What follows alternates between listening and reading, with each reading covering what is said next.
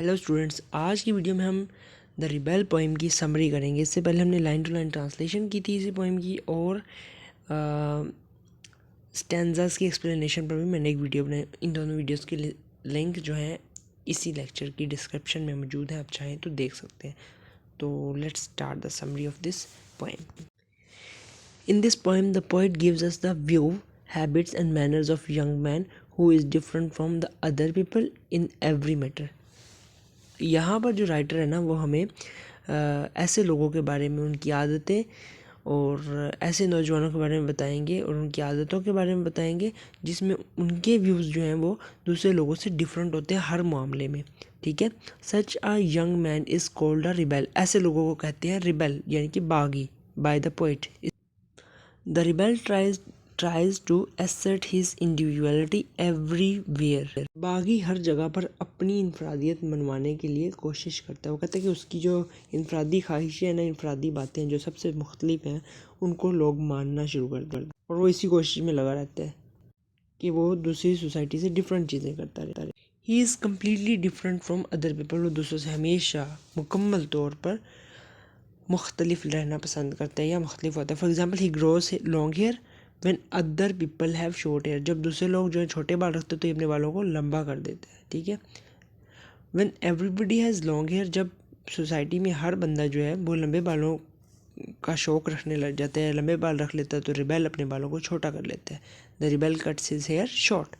When everybody talks during the lesson, the rebel remains silent. जब सबक के दौरान, क्लास के दौरान, लेक्चर के दौरान पूरी क्लास बातें कर रही होती है तो ये चुप करके सुन रहा होता है। ठीक है।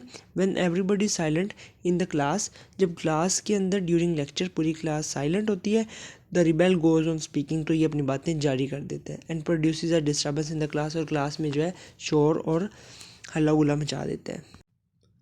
अब हम देख लेते हैं when the people wear a uniform और simple dress। जब लोग यूनिफॉर्म या सिंपल ड्रेस पहनते हैं, the rebel wear fantastic and colourful clothes, तो ये रंगीन कपड़े पहन लेते हैं। जब लोग सादे कपड़े या वर्दी पहन के आते हैं तो ये रंगीन कपड़े पहन आते हैं।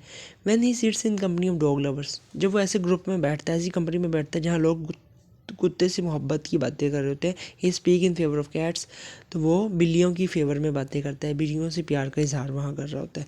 When he sits in the company of cat lovers, जब वो कैट लवर्स में बैठता है तो वो कुत्ते को तरजीह दे रहा होता है। He gives his preference to dogs, वो कुत्तों को तरजीह देता है, कुत्तों की मोहब्बत पर बात करता है। When the people welcome the presence of the sun, जब लोग सूरज की मौजूदगी पर उसका खुशामदीद कहते हैं। He remarks on the need for rain, तो वो बारिश के आने पर बातें करते हैं। ठीक है, कि बारिश की ज़रूरत है, बारिश होनी चाहिए। When everybody greets the rain, जब सब लोग बारिश को खुशामदीद कहते हैं। He expresses his sorrow for the absence of the sun, तो ये अफसोस करता है कि सूरज क्यों नहीं है, सूरज आज निकला क्यों नहीं, इस तरह के अफसोस करना शुरू कर देता है। यानी कि in all the matters he is thinking different from other peoples, हर मामले में ये लोगों से मुख्तलिफ सोचता है। When everybody goes to some function or meeting, he stays at home and read a book. देखो, जब लोग फंक्शन पर जाते हैं या किसी मीटिंग पर जाते हैं तो जो हमारे पास बागी लोग हैं ना, ये तो भाई अपने घर बैठ के बुक्स पढ़ लेते हैं। ठीक है, ये जाते ही नहीं। और जब सब लोग घर पर रहते हैं, when everybody stay at home and read books, घर रहते हैं और किताबें पढ़ते हैं, he goes to attend the meeting, और ये मीटिंग अटेंड करने चला जाता है। His behaviour is quite different from other people in every matter, हर मामले में इसका जो रवैया है वो दूसरों से मुख्तलिफ होता है। When other people say yes please to some matter, जब कुछ मामले में दूसरे लोग येस कहते हैं, हाँ कहते हैं, the rebel says no thank you, ये कहता है नहीं शुक्रिया जनाब। When everybody says no thank you to some matter, he contradict himself and says yes please, और जब सब लोग किसी मामले पर इनकार करते तो ये कहता है यस प्लीज़, ये हाँ कर देता है उस time.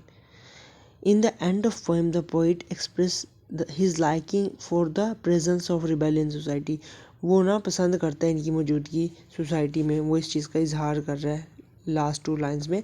He says that, last two lines of the poem, ठीक है, he says that the presence of the rebel in society break the boredom of society, लो जी, ये सोसाइटी में ना जो बोर्डम कंडीशन चल रही होती है उसको ख़त्म कर देते। थोड़ा सा हंसी मजाक के लिए उसने इन लोगों को सोसाइटी में रख लिया राइटर ने। वो कहता है कि हंसने मुस्कुराने के लिए और बोरियत ख़त्म करने के लिए ऐसे लोगों को सोसाइटी में होना चाहिए। So this is the summary of the poem rebel. Hope आपको अच्छे से समझ आई होगी। Take care students, good bye.